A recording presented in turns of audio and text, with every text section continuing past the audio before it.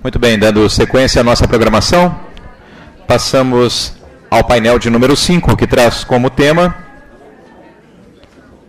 Juízo de admissibilidade e mérito sobre recurso especial e extraordinário. Para tanto, convidamos para presidir o painel a doutora Valentina Jungmann Sintra.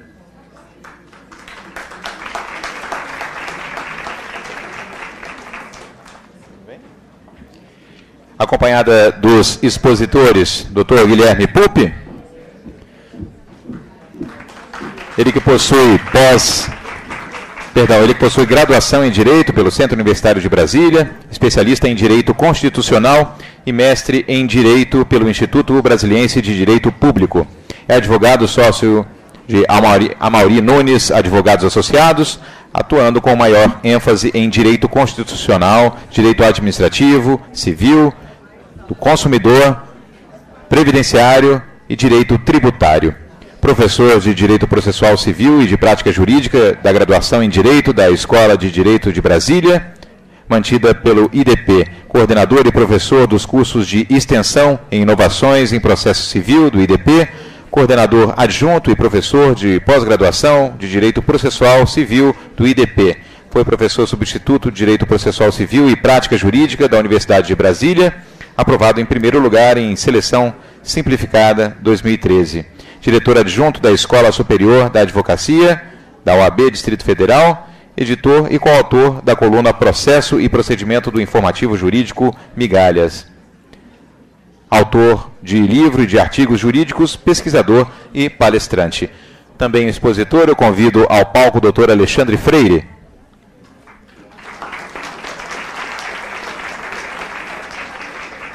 Ele que é doutorando em Direito pela PUC, São Paulo, mestre em Direito pela UFPR, Research Fellow pela Columbia University, professor de pós-graduação em Direito Processual Civil, a PUC, Rio de Janeiro, professor da pós-graduação em Direito Processual Civil da USP, professor da UFMA e da Unicelma.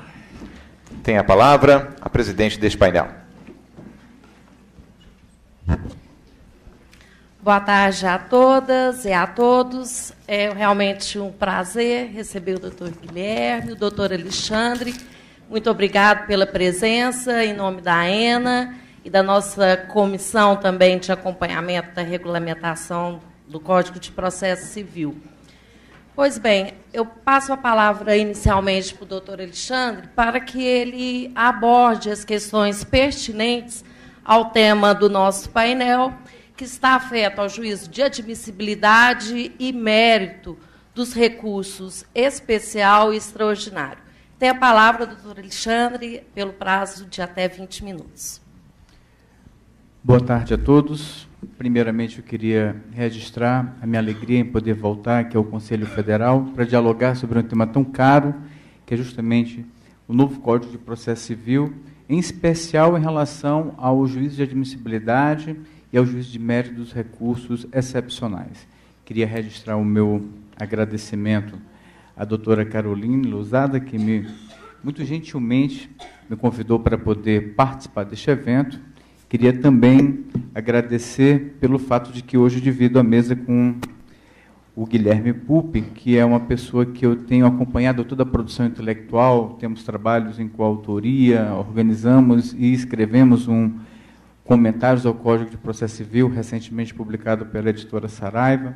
Então, para mim, é um momento de muita satisfação poder compartilhar desse momento com o Guilherme. Meus amigos, serei breve, até mesmo porque o painel tem uma divisão temática e temporal de 20 minutos.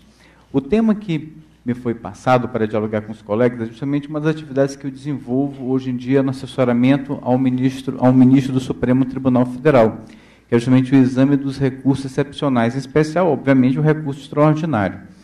E, em relação a esse assunto, o novo Código de Processo Civil passou por profundas alterações em relação à sistemática anterior.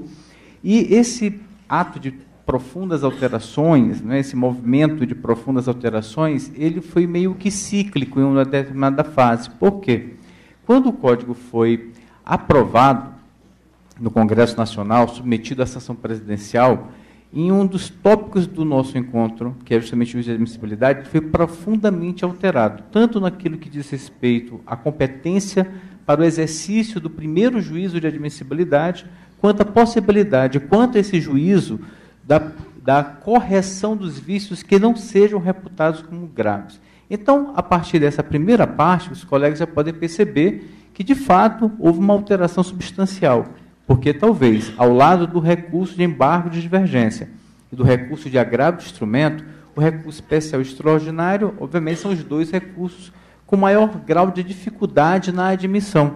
Eu fiz o cotejo com o agravo, porque o agravo padece também de um juízo, pelo menos sobre a sistemática do CPC 73, de dificuldade quanto à sua admissibilidade em relação à formação adequada do instrumento que acompanha as razões recursais. Então, vejam que, quando se diz que é possível se corrigir erros que não sejam reputados como graves, nós já damos um passo significativo em torno daquilo que se chama de efetividade do processo, muito pouco examinado em sede de recursos excepcionais. Bem, vamos falar de forma pontual sobre essa primeira parte da abordagem. Quando se fala de recurso especial extraordinário, é importante que a gente saiba de fazer uma diferenciação em relação aos também denominados recursos, porém ordinários. Esses recursos excepcionais, eles exigem, por exemplo, que o recorrente demonstre, além dos requisitos denominados de genéricos ou gerais de admissibilidade, requisitos específicos de admissibilidade. A exemplo do pré-questionamento, para quem entende se tratar de um requisito adicional, a exemplo da própria repercussão geral, a exemplo da delimitação do tema objeto do recurso, como, por exemplo, a matéria constitucional, as hipóteses de cabimento são constitucionais. Então, vejam que há uma certa diferenciação em relação aos recursos extraordinários do ponto de vista da demonstração de requisitos de admissibilidade. No mais, são recursos que não são examinados por tribunais considerados ordinários, são examinados por tribunais considerados tribunais de superposição ou tribunais superiores, ou como mais recentemente tem sido denominado, Cortes Supremas, que exercem uma função primordial na formação de precedentes, sobre matéria de direito material, sobre temas de direito material ou temas de direito processual. Além disto, são recursos que são considerados, salvo os embargos de declaração para fazer uma justificativa, que é um recurso ordinário, que tem essa particularidade que mencionarei, são recursos denominados de recurso de fundamentação vinculada. Por quê? Porque sua interposição se dá quando o recorrente impugna de forma específica o capítulo objeto do acórdão, desde que a matéria esteja em uma daquelas hipóteses arroladas, no caso do recurso extraordinário, que é o objeto do nosso encontro, nas alíneas A, B, C e D do inciso 3 do artigo 102 da Constituição Federal. Ou seja, há uma vinculação a respeito da transferência do capítulo objeto da impugnação. Vejam que essa é uma das duas grandes diferenças em relação aos recursos ordinários. Mas, bem, quando se fala de juízo de admissibilidade para esses dois recursos, nós temos que examinar que, quando se interpõe o recurso extraordinário ou especial, que será tratado pelo Guilherme, esses recursos são apresentados, eram, sob a égide do CPC 73, apresentados perante o juízo recorrido, ou seja, o Tribunal de Justiça, ou Regional Federal, ou perante uma turma recursal. O novo Código de Processo Civil, na versão originária, que foi aprovada pela Câmara dos Deputados Federais, submetida ao Senado da República, o Senado Federal, encaminhada à sanção presidencial, tinha eliminado essa fase do segmento recursal. O que isso significa? O recurso seria interposto perante o tribunal recorrido, todavia, o tribunal só teria a atividade de intimação da parte contrária para apresentando contra-razões ou ultimada para apresentá-la, não apresentando, o recurso seria encaminhado para o Supremo Tribunal Federal, quando não se tratasse, por exemplo, de interposição conjunta, porque, neste caso, por mais que a parte tenha interposto extraordinário o recurso especial, a ordem do segmento recursal nessa situação é o encaminhamento dos dois recursos para o STJ, depois do exame do recurso especial, segue para o Supremo o exame do recurso extraordinário. Mas vamos nos concentrar na primeira fase. Então, uma vez feito o juízo de admissibilidade no tribunal local, esse recurso subiria para o STF ou para o STJ na hipótese de interposição conjunta. O novo Código eliminou, como mencionei, esse iter do segmento recursal. Porém, embora com boas razões, entre as quais posso destacar a eliminação de um foco recursal. Por que um foco recursal? Porque quando o presidente ou vice-presidente ou aquele órgão competente do tribunal a que dispuser o regimento interno da corte inadmitir o recurso, deste ato caberia outro recurso, que era o recurso de agravo, em que, por exemplo, o recorrente estaria dispensado até mesmo do próprio preparo do recurso. Então, era a mera interposição do recurso, encaminhava-se para o Supremo Tribunal Federal, e lá o relator examinaria a admissibilidade do recurso, com o consequente provimento ou desprovimento, e ato contínuo passaria o exame do próprio recurso extraordinário. Então, o que é que nós chamamos aqui? Um segmento recursal adicional, um foco recursal, ou uma demanda satélite que gravitava em torno da demanda principal. E o que é mais interessante, muitas das vezes a questão em torno da admissibilidade ganhava uma repercussão muito maior do que a questão de fundo. Então, entendeu-se que seria mais interessante se eliminar essa fase do segmento recursal. Mas não foi esse o entendimento da cúpula dos tribunais superiores. As duas composições atuais, sob a presidência do ministro Ricardo Lewandowski no Supremo Tribunal Federal e a presidência do ministro Francisco Falcão no Superior Tribunal de Justiça. Então, esses dois ministros, auxiliados por outros integrantes do Supremo Tribunal Federal e do STJ, apresentaram uma certa irresignação quanto à forma de admissibilidade do recurso especial e do recurso extraordinário, sem contar outras questões que gravitam em torno da reclamação, gravitam em torno da admissibilidade do recurso especial. Apresentaram essa resignação à Câmara dos Deputados, se ela apresentou um projeto de lei com o propósito de alterar o novo Código de Processo Civil. Esse projeto tramitou um regime célere e depois foi objeto de sanção e hoje recebe a numeração de Lei 13.256 de 2016, alterando esse juízo de admissibilidade que há pouco mencionei. Então vejam que a ideia do projeto não era de todo ruim. Por quê? Porque eliminava esse segmento recursal. Repito, o recurso seria interposto no tribunal, mas o presidente ou vice ou outro órgão competente não teria competência para examinar a admissibilidade, era ato de intimação. Depois, na sequência, o recurso era encaminhado. Com o novo CPC e com a lei de reforma do novo CPC, o que nós temos? O retorno, mudando o que deve ser mudado, a sistemática do CPC 73. O que isso significa na prática? Recurso volta a ser interposto perante o presidente do tribunal local, o vice-presidente, dos termos que dispuser o regimento, e, uma vez vencida a admissibilidade, ele é encaminhado para o STJ, no caso, o recurso especial, ou para o STF, no caso, o recurso extraordinário. Quando se trata de interposição conjunta, ambos seguem para o STJ, uma vez que, pela ordem, primeiro é examinado o recurso especial. Então, vejam que nós tivemos o restabelecimento desta sistemática de admissibilidade. Eu preciso apresentar para os colegas alguns dados que reputo importantes, entre os quais os dados quanto ao estado da arte estatística do Supremo Tribunal Federal.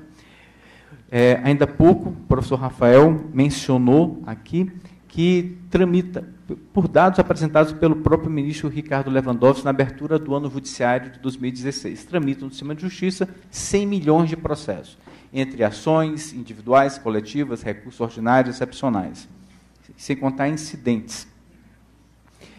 No Supremo Tribunal Federal se tem hoje protocolados, distribuídos e aguardando distribuição, em média de 80 mil processos. 80 mil processos.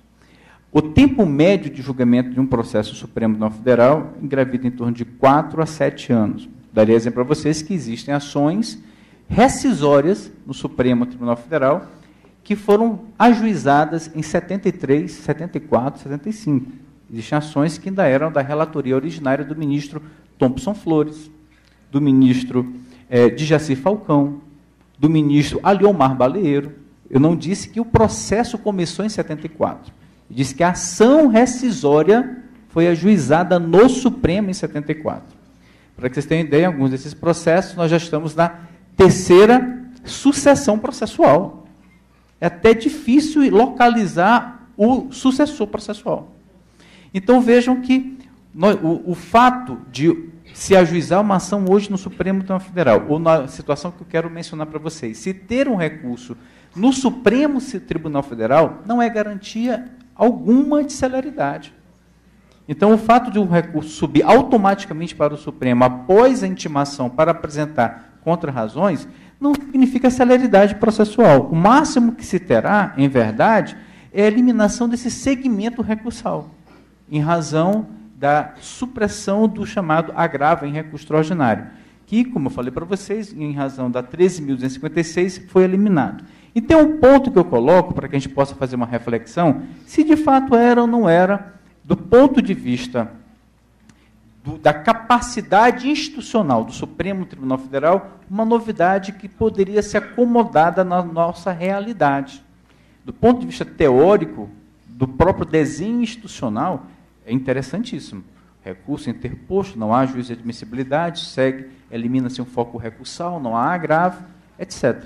Mas do ponto de vista da realidade, meus amigos, nós não podemos lutar contra a realidade. Não é? No sentido de que nós não podemos digladiar contra fatos. E os fatos são esses. O Supremo hoje, mesmo com a repercussão geral, não tem como lidar com o número de processos que recebe. O ministro Barroso, através de um estudo estatístico realizado no seu próprio gabinete e depois com uma amostragem maior, chegou à conclusão de que se teria no mínimo um prazo de 12 anos para que os recursos extraordinários com repercussão geral reconhecida fossem examinados, o que, para uma Corte Constitucional, é algo completamente fora da realidade. Muito bem, então, voltando à questão do juízo de admissibilidade, nós tivemos essa alteração. Agora vejam, qual seria o recurso interposto da decisão do presidente ou vice que que inadmite esse recurso? O recurso especial ou extraordinário. Vejam que na sistemática anterior caberia o recurso de agravo em recurso extraordinário para o recurso extraordinário. Então, a decisão de inadmissibilidade caberia este recurso para o Supremo Tribunal Federal, antecedido de um pedido de reconsideração. Agora, com a nova alteração, o que nós temos são dois tipos de recurso, a depender da situação. Explico.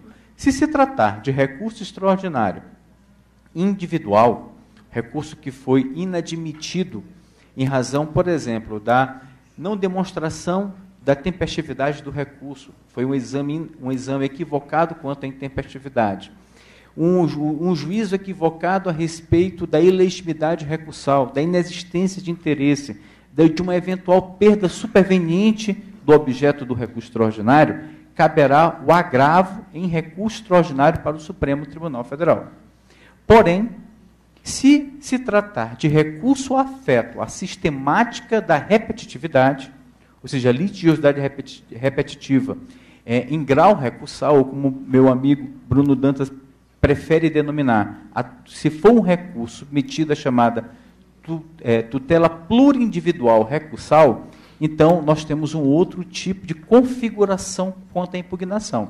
Será necessário que o recorrente apresente um requerimento ao presidente ou vice-presidente. Uma vez indeferido esse requerimento, aí caberá o recurso de agravo interno para o próprio tribunal local ou regional federal. O que os colegas percebem? Nós temos recursos quanto à recorribilidade excepcional e individual e temos recursos quanto à sistemática da recorribilidade repetitiva. Em regra, as questões se gravitam em torno da litigiosidade repetitiva recursal, elas são afetas a quê?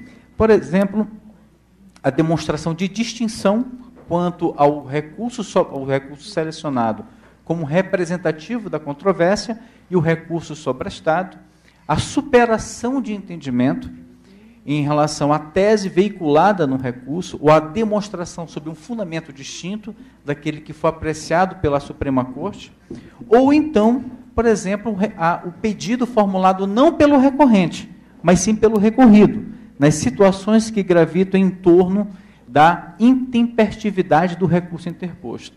porque, neste caso, o recurso interposto sobrestado, ele acaba por evitar, acaba por impedir a própria execução provisória da decisão, a execução definitiva da decisão. Por quê? Porque uma das consequências do sobrestamento, em decorrência da decisão de afetação do recurso selecionado como paradigma, é justamente a suspensão de todos os atos do processo. Então, o recorrido, que é o vencedor no Tribunal Regional Federal ou do Tribunal de Justiça, ele está impedido de executar a decisão, por mais que o recurso seja intempestivo. Então, vejam que este recurso, primeiramente, o requerimento, seguido do recurso de agravo interno, também pode ser manejado pelo recorrido, nessa hipótese que mencionei.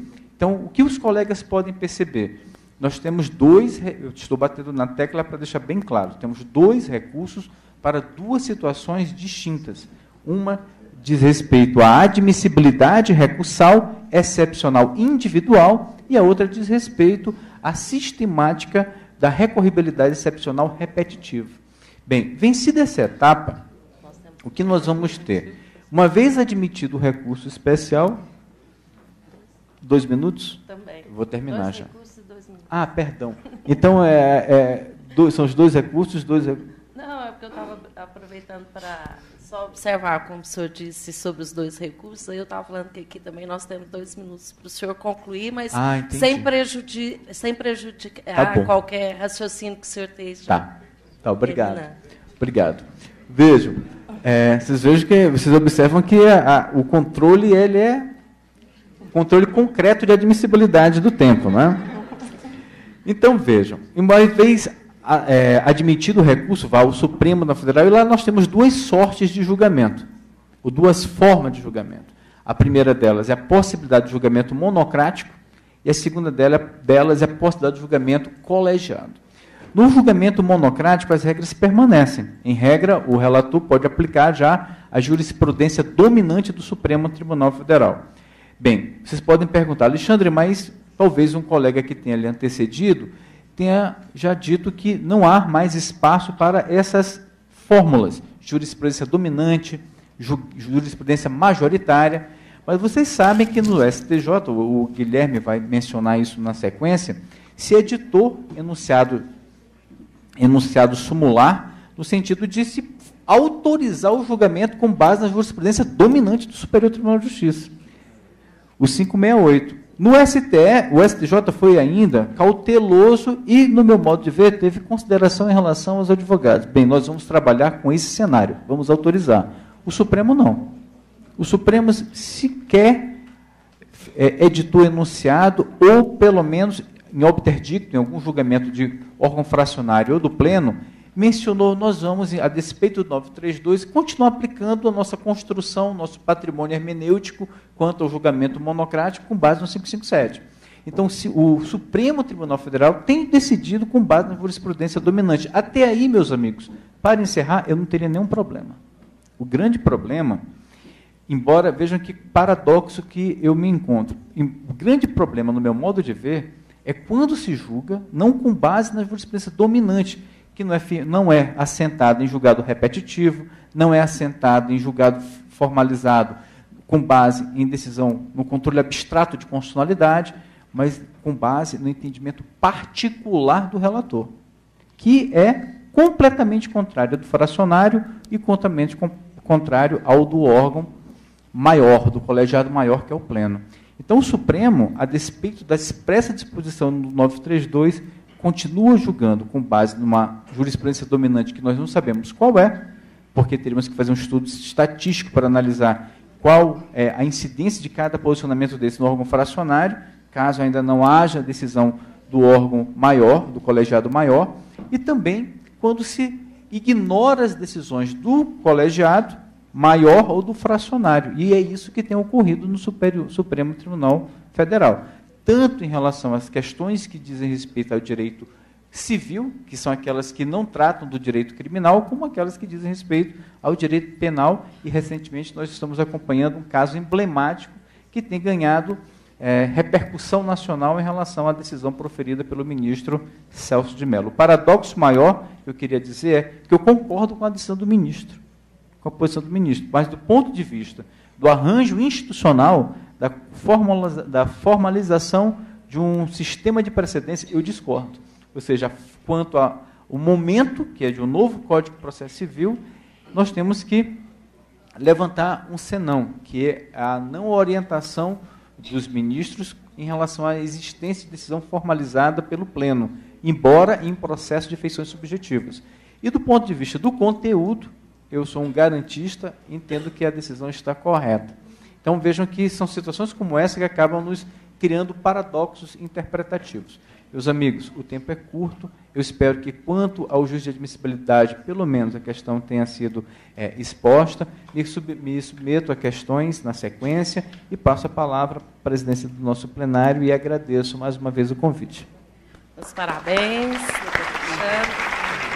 Agradeço por ter nos trazido também a sua experiência e sobre um tema realmente que vai dar muita margem à discussão e à interpretação. Eu passo imediatamente a palavra ao querido Guilherme Pup, que agora vai abordar questões afetas ao recurso especial. Bom, boa tarde a todos. Obrigado, presidente. Queria também retribuir aqui o agradecimento e o prazer de estar dividindo esse painel com meu amigo Alexandre Freire. Agradecer o convite que me foi feito. E faço o agradecimento na pessoa da minha amiga e colega, né, Carolina Petrarca, que além de dividir comigo lá, serrar fileiras comigo na ESA-DF, também nos representa muito bem aqui no Conselho Consultivo da ENA, né. Bem, nessa divisão, né, que a gente se propôs a fazer, ficou a meu encargo, sob minha responsabilidade, falar um pouquinho de recurso especial.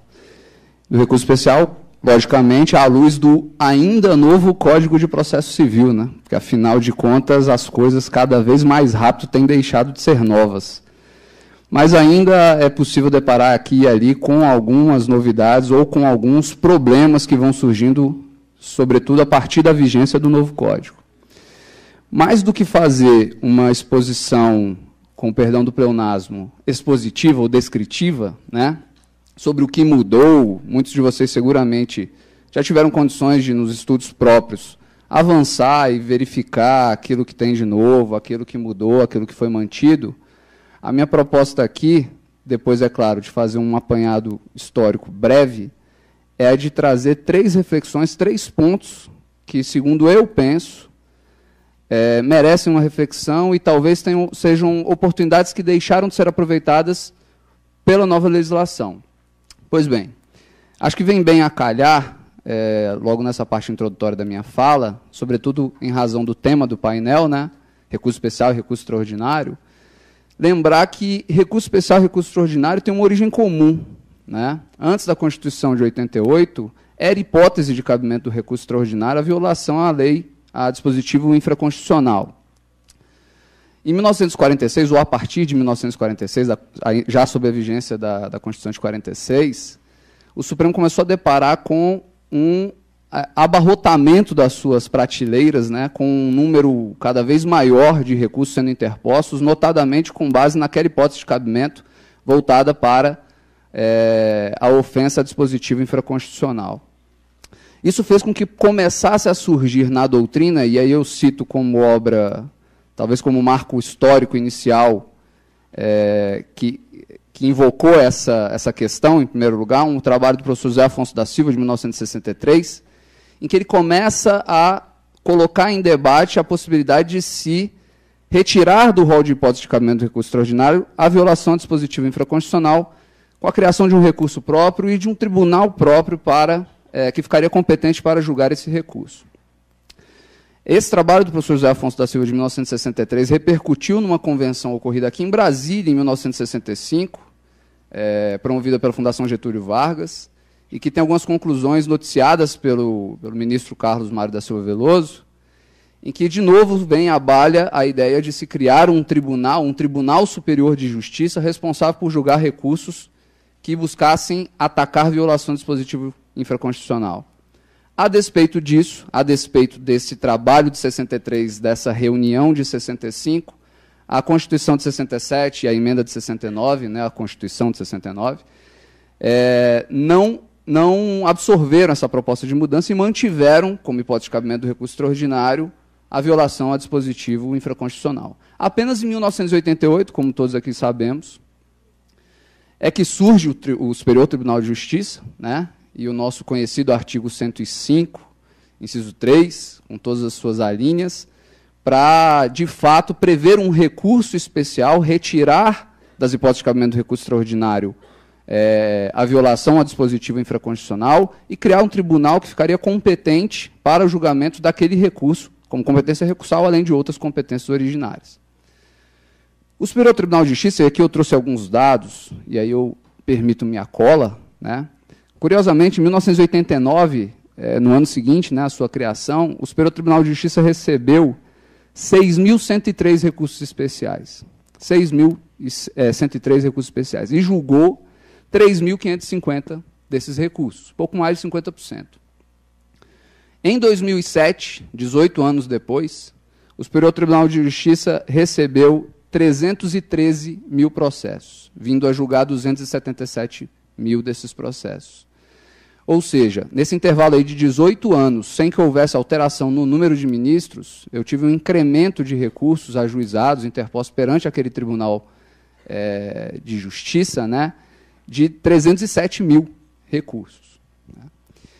Como forma de buscar remediar ou tentar minimizar os efeitos oriundos dessa litigiosidade exacerbada, para usar a expressão que o meu amigo Rafael utilizou no painel anterior também, e que naturalmente é replicada também na seara recursal, foi editada a Lei 11.672 de 2008, que introduziu o artigo 543C, né, no nosso CPC de 73, e que introduziu a chamada temática dos recursos repetitivos. Curiosamente, no mês de entrada em vigor da lei, o STJ sofreu um decréscimo de número de recursos especiais interpostos de 40% no mês da entrada em vigor, curiosamente ou não.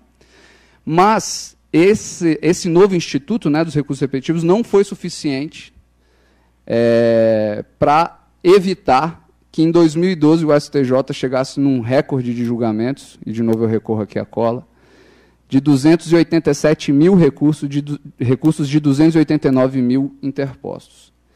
Então, o que nós temos, e aí eu uso uma alegoria do professor Jorge Amaury Maia Nunes, que falou aqui hoje de manhã, é um funil que é um funil ao contrário, né, de certa maneira, porque a pirâmide recursal brasileira, que faz cair cada vez um número menor de julgadores, processos em número cada vez maior, né?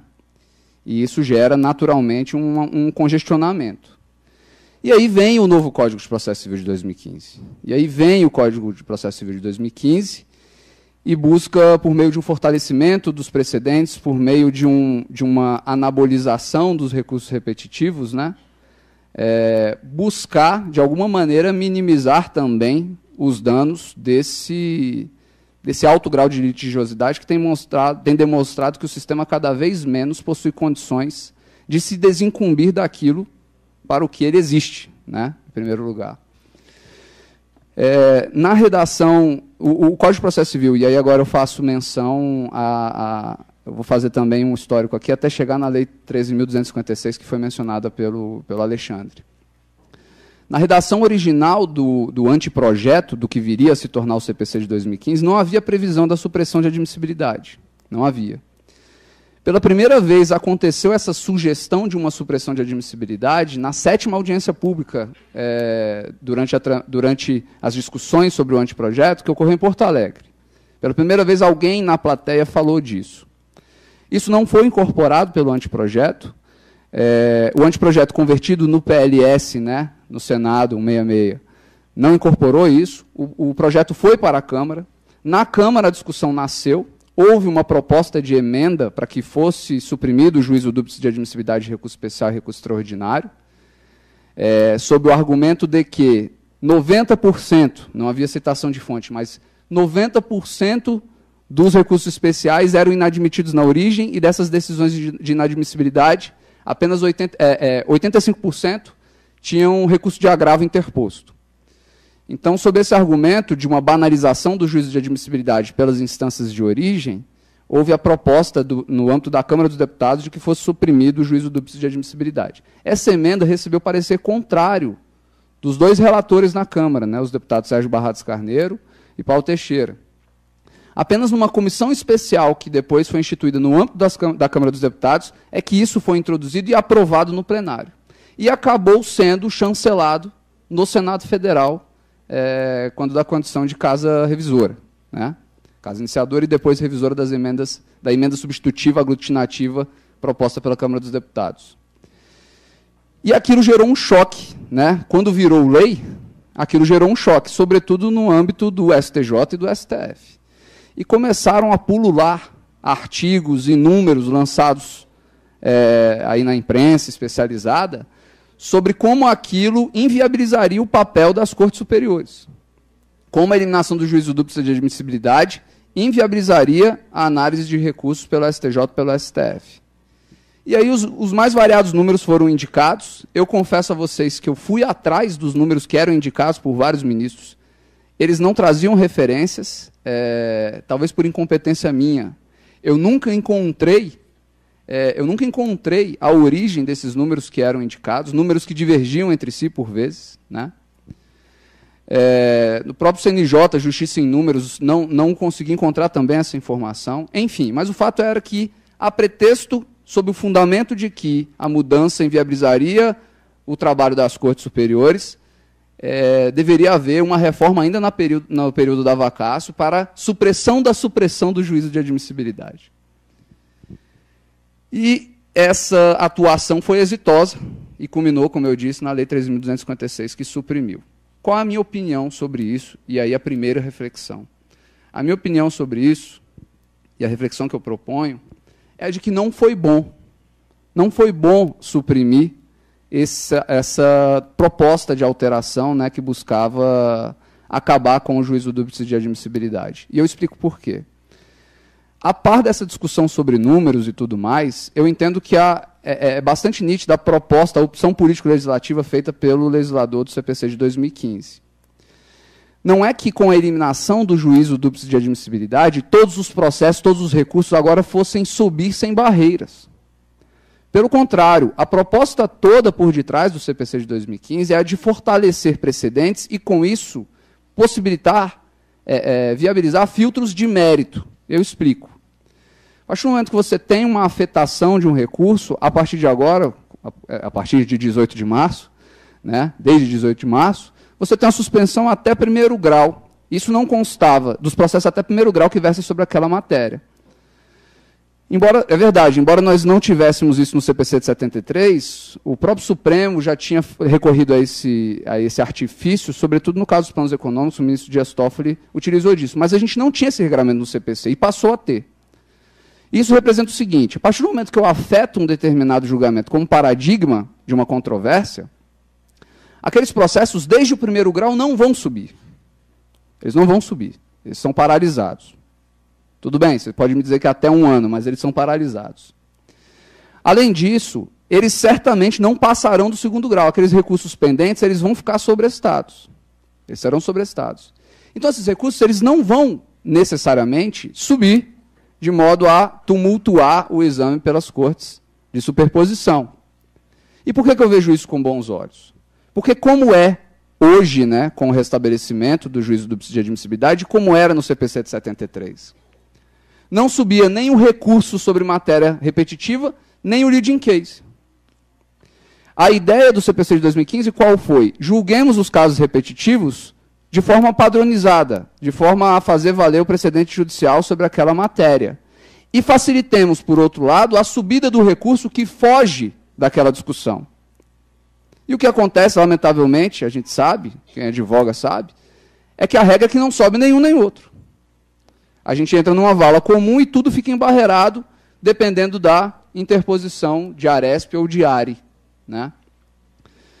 Então, a primeira colocação que eu faço, e na verdade é uma ponderação, uma reflexão, mas não sem deixar de dar minha opinião, é de que talvez se tenha perdido uma oportunidade, né, de evoluir, segundo essa argumentação que fiz, ou talvez nós não estivéssemos ainda maduros institucionalmente, ou até mesmo na operação do direito, para nos despir desse juízo duplo de admissibilidade. Esse é o primeiro ponto que eu gostaria de frisar.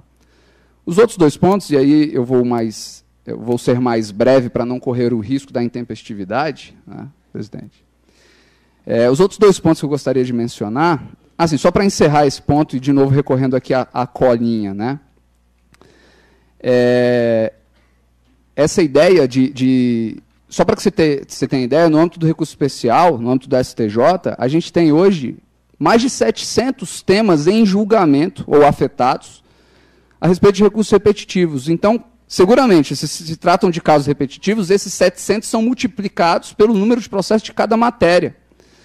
Então, existiria um filtro, mas, como eu disse, lamentavelmente, essa proposta de alteração foi suprimida.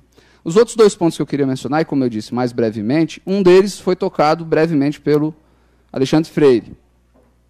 É a questão do anterior artigo 557 do CPC de 73, e agora do nosso CPC de 2015. No artigo 557 do CPC de 73, havia previsão, né, como o próprio Alexandre mencionou, e acho que como a professora Stefânia mencionou também no painel anterior, de que o relator poderia negar seguimento ou mesmo dar provimento a recursos que estivessem contrários ou em consonância com a jurisprudência dominante. Era essa a redação, né, do artigo 557 dos dispositivos seguintes. Esse dispositivo ele foi alterado pelo CPC de 2015, que objetivou, a ideia do dispositivo foi alterada. No CPC de 2015, foram objetivadas as hipóteses de provimento e desprovimento de recurso por decisão monocrática, por decisão singular do relator. Então, somente seria possível negar seguimento ou dar provimento monocrático em situações que estivessem em consonância ou em contrariedade, com incidente de assunção de competência, de resolução de demandas repetitivas, súmulas ou julgamentos em casos repetitivos, né? Então, houve uma objetividade e, segundo eu penso, um ganho de qualidade, porque você retirava aquele grau de subjetivismo, né, que recaía sobre o relator, no sentido de, aqui tem jurisprudência dominante ou não? Coisa cada vez mais difícil de verificar, sobretudo no âmbito do STJ e do STF. O que é jurisprudência dominante? 2/3, a da turma, a da sessão, enfim. Então, eliminava esse subjetivismo, objetivando as hipóteses, né, segundo as quais seria possível ao relator decidir singularmente. O que aconteceu, porém? O STJ, de novo, reagiu. E reagiu não apenas editando a súmula 568 do STJ, mas também com uma emenda regimental, a 22 de 2016, para alterar o artigo 34 e restaurar a redação do artigo 557. Eu sei que existem alguns doutrinadores que dizem que regimentos internos de tribunais possuem natureza jurídica de lei, algo sobre o que eu tenho grande reserva, né? Segundo eu penso, e aí é um pensamento meu e eu me comprometo com ele, essa emenda regimental do STJ, à luz da proposta de alteração feita pelo CPC de 2015, ela padece de vício de inconstitucionalidade formal. E é o segundo ponto que eu gostaria de colocar em debate. E, para finalizar, o terceiro e derradeiro ponto diz respeito ao artigo 1037, na redação do anteprojeto, né, e posterior 1047, na redação final.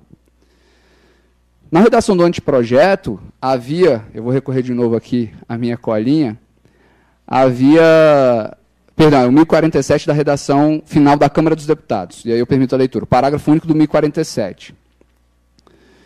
Tendo sido admitido recurso extraordinário ou especial por um fundamento, devolve-se ao Tribunal Superior o conhecimento dos demais fundamentos, e agora eu faço a ênfase, e de todas as questões de fato e de direito relevantes para a solução do capítulo impugnado. Essa proposta ela vinha na carona, né, do artigo 257 do Regimento Interno do STJ, e da súmula 465 do STF, que fala do aplicar o direito à espécie, né, que reforça o papel do STF e do STJ como cortes de revisão e não de cassação, como ocorre no direito francês. Lamentavelmente, no âmbito acabou que esse dispositivo sofreu alteração, e acabou no 1034 da nossa redação final, parágrafo único, que diz o seguinte: admitido o recurso extraordinário ou especial por um fundamento, devolve-se ao Tribunal Superior o conhecimento dos demais fundamentos. Então eliminou-se e todas as demais questões relevantes para o julgamento e adotou-se os demais fundamentos arrolados, elencados, né, invocados no recurso especial, no recurso extraordinário. Curiosamente, nesse relatório, a justificativa para essa supressão, que foi feita pelo senador Vital do Rego, já no âmbito do Senado Federal, e chancelada pelo plenário, né, a justificativa era de que, se eu admitisse que o STJ se imiscuísse em outras questões que não aquelas ventiladas pela parte no seu recurso, se vulneraria o dever de consulta prévia presente no artigo 10. À primeira vista, é possível até entender que existe alguma lógica no raciocínio. Mas o raciocínio, com a licença devida, né, ele não resiste a um teste simples. O artigo 10, ele traz a expressão, ele traz de forma expressa, né, que o dever de consulta prévia submete todos os graus de jurisdição. Todos os graus de jurisdição. Então não seria por aí. Porque o que aconteceria? Se em algum momento, lá no âmbito do STJ ou do STF, ultrapassada a admissibilidade recursal, eu sentisse a necessidade de, aplicando o direito à espécie, enfrentar algum fundamento, alguma questão, não necessariamente ventilada pela parte no seu recurso, que eu promovesse a consulta prévia da parte recorrida, ou de ambas as partes, homenageando assim o artigo 10. Lamentavelmente não foi o que aconteceu, mais uma vez, eu entendo que houve aí a perda de uma oportunidade, ou a perda de uma chance, né? Porque se perdeu a chance de robustecer esse papel do STJ como uma corte de revisão, de se homenagear a fundamentação exauriente em lugar da fundamentação suficiente, que é proposta pelo artigo 489, parágrafo 1º, e pelo artigo 11 do CPC de 2015, e, de fato, admitir a aplicação do direito à espécie, uma vez vencida, ultrapassada a admissibilidade. A gente sabe que o STJ, aqui é uma curiosidade, o STJ, desde 2008 até 2012, mais recentemente em 2015, ele tem alguns precedentes no âmbito da Corte Especial, em sede de embargos de divergência, dizendo que não se admite o enfrentamento nem de questão cognoscível de ofício, que não tenha sido prequestionada. Curiosamente também, e aí o paradoxo, você tem vários precedentes, até mais recentes que essa última decisão de 2015 do STJ, e aí eu cito um de 2016, das turmas, que admitem o enfrentamento de questão cognoscível de ofício não prequestionada. Aliás, se eu cheguei em embargos de divergência na Corte Especial entre 2008, 2012 e 2015, foi justamente porque as turmas se mantiveram recalcitrantes, reticentes na aplicação daquele entendimento. Então, eu entendo que o Código podia ter ido além para resolver essa questão, conferido um papel de verdade, né, de corte de revisão ao STJ, fortalecido a fundamentação exauriente e uma prestação jurisdicional efetiva, viabilizando o enfrentamento das questões, além das cognoscíveis de ofício, as outras com as quais ele eventualmente deparasse para julgamento do recurso, uma vez ultrapassado o juízo de admissibilidade. São esses os 3 pontos que eu gostaria de lançar para discussão, para debate, para reflexão. E, de novo, agradecendo o convite que me foi feito e o prazer de ter dividido aqui o painel com o professor Alexandre. Eu já devolvo a palavra agradecendo. Muito obrigado pela atenção. Parabenizamos também o professor Guilherme pela brilhante exposição. E passaremos, então, para a segunda etapa do nosso painel, formulando as perguntas do auditório. A primeira pergunta é para o professor Alexandre. Me permitam colocar meus óculos. Pergunta a nossa colega Silvana Ribeiro, ao doutor Alexandre Freire. A decisão do ministro Celso de Mello, que você se referiu, diz respeito à decisão que foi contrária à decisão do plenário relativa à aplicação de pena após o recurso de segunda instância, ou seja, sem esperar o trânsito em julgado da sentença? Por favor, comente e explique. Bem, a observação de fato foi essa, embora tenha sido um obterdicto ao longo da minha exposição. Eu mencionei tão somente o julgamento recente e a decisão unipessoal do relator em relação à orientação que foi firmada por um placar até confortável de 7-4 pelo Pleno, para ilustrar a questão relacionada à dispersão jurisprudencial interna no âmbito do Supremo Tribunal Federal. Como eu mencionei para vocês, concordo com o posicionamento do ministro Celso de Mello a respeito do assunto, é o mesmo posicionamento do ministro Marco Aurélio, que tem a honra de assessorar no Supremo Tribunal Federal. Todavia, dentro de uma concepção que foi traçada pelo novo Código de Processo Civil, de um arranjo institucional que prioriza a obrigatoriedade dos precedentes constitucionais quando se tratar de Supremo Tribunal Federal, não me pareceu que foi a melhor opção nesse atual momento em relação aos efeitos expansivos da decisão. Agora, do ponto de vista do conteúdo, sim, se fizermos uma leitura da decisão unipessoal do ministro, reitero, a decisão foi unipessoal, vai ser objeto de reexame assim que iniciarmos o segundo semestre pelo colegiado. A decisão do ministro, ela reconhece a existência do julgado, inclusive lhe adjetiva como respeitabilíssimo, não apresenta, por exemplo, um argumento adicional que possa, por exemplo, justificar um overruling, para utilizar uma expressão muito da moda, uma superação do entendimento do plenário. Então, vejam que, por mais que eu concorde com a orientação quanto à questão de fundo, dentro do arranjo institucional, não me pareceu que, para se iniciar, pelo menos, a construção de uma cultura de precedentes tenha sido a melhor opção.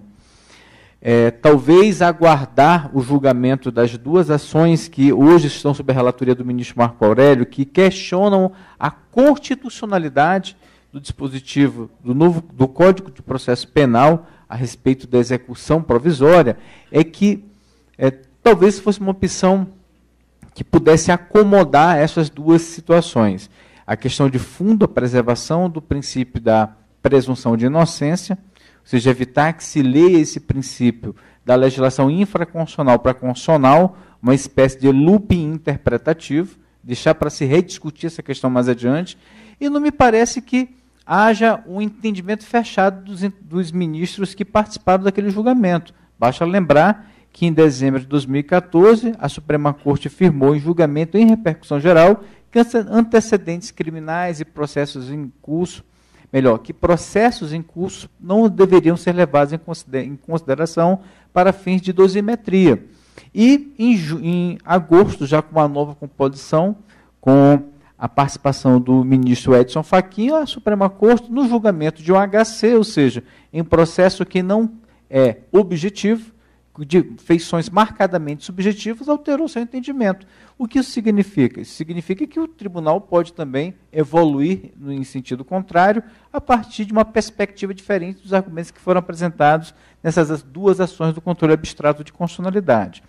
Mas, como o bem maior é o direito à liberdade, o ministro fez esse sopesamento e optou pela orientação antiga do colegiado. Então, é nesse sentido. Vejam que é um grande dilema. No meu modo de ver, talvez alguns colegas entendam no sentido da sempre ilustrada maioria, como costuma dizer o ministro Marco Aurélio, de que é possível a execução provisória do acórdão, nestas circunstâncias. Mas, por mais que, repito, concorde com a questão de fundo, dentro de um arranjo institucional, não me parece que tenha sido o melhor momento, embora quero deixar claro, o ministro tenha reconhecido a importância do julgado, não tenha apresentado, a despeito de não ter apresentado uma justificativa de superação do entendimento. Mas a questão, do ponto de vista do conteúdo, da substância, ela foi, no meu modo de ver, bastante acertada. Bom, o colega Guilherme Lima faz a seguinte indagação aos nossos participantes do painel. Na hipótese em que o RESP ou o RE, que versa sobre duas matérias, é inadmitido no juízo de origem por fundamentos diferentes para cada um deles, por exemplo, em um se aplica a sistemática dos repetitivos, repercussão geral, impugnável por agravo interno, e no outro, uma matéria impugnável por agravo ao STJ-STF, matéria fática, por exemplo. Indaga o colega. Deve-se interpor os dois recursos concomitantemente? Vou passar aqui a palavra ao professor Guilherme. Olha, não é uma pergunta simples, né? Mas eu acho que, pelo sim, pelo não, talvez, isso ainda não foi enfrentado como mais uma exceção ao princípio da unirrecorribilidade, né? Não sei como é que o Alexandre pensa, mas eu ingressaria com um agravo interno antes, no âmbito do STJ, e aguardaria o julgamento. Não sei o que o Alexandre pensa. Vamos ver agora o que o Alexandre pensa. Eu também entendo que seria hipótese de primeiro aguardar a formação do entendimento do colegiado, para somente acionar o Supremo. Poderia repetir a questão na completude, só para ter um detalhe aí que eu acho que talvez possa... Ele diz, na hipótese em que o RESP, o RE, que versa sobre duas matérias, é inadmitido no juízo de origem por fundamentos diferentes para cada um deles, em um se aplica a sistemática dos repetitivos, repercussão geral, entre parênteses, impugnável por agravo interno, fecha parênteses, e no outro, uma matéria impugnável por agravo ao STJ ou STF, entre parênteses, matéria fática, por exemplo. Deve-se interpor os dois recursos concomitantemente? Entendi. Bem, aí tem uma particularidade. Eu acredito que, de fato, seria melhor, porque são dois capítulos distintos. Então, seria a hipótese de se interpor, primeiramente, simultaneamente, o recurso de agravo para o colegiado examinar a questão relativa à repercussão geral, e, no segundo ponto, quanto à inadmissibilidade em relação à questão de fato, que foi, vamos supor, mal interpretada pelo presidente do tribunal, interpor o recurso de agravo, sob pena, por exemplo, de uma preclusão quanto ao debate da questão. Então, isso é muito comum, inclusive, no Supremo Tribunal Federal, isso tanto sob a sistemática anterior como atual, tem sido recebido. Primeiro, se questiona lá embaixo o capítulo relacionado à questão que versa sobre um tema objeto da repercussão geral já reconhecida e a questão de fundo decidida, ainda não decidida pelo Supremo, e a outra relacionada a outro ponto da matéria. Aí cabe ao relator no Supremo conhecer do recurso e determinar o sobrestamento, afirmando, por exemplo, que por ser conexa, deve ser examinado, ou então examina esse ponto, decide e baixa para examinar a outra questão. Porque, do contrário, pode ser que a parte, eu interpus o recurso extraordinário, o recurso de agravo para o colegiado e, na sequência, ao interpor o recurso para o Tribunal Superior, o Tribunal Superior, o STF, o presidente inadmitiu o recurso porque vai dizer, olha, sobre esse ponto aqui, mereceria a interposição do recurso de agravo antes. Eu acho que, essa é a orientação, pelo menos, do tribunal sobre o assunto. Eu acredito que o Guilherme deva ter ficado satisfeito com as respostas. E agora nós passaremos a entrega dos certificados, já que não há mais nenhuma pergunta.